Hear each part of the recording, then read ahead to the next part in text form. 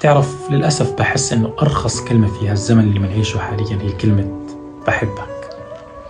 بتحس إنها كلمة فارغة من أي شعور وأي معنى، وبتنحكى على أهون الأسباب ببساطة وسهولة عجيبة.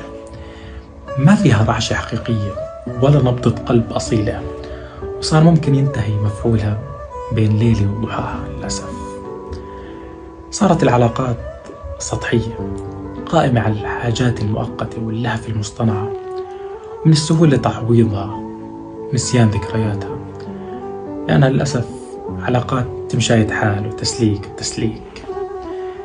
علاقات شكلية خالية من الأفعال الحقيقية، التضحية والاحترام والالتزام والتقدير والاحتواء، وتجاهل الأخطاء البسيطة والعثرات الصغيرة من أجل عظمة مكانة الحب.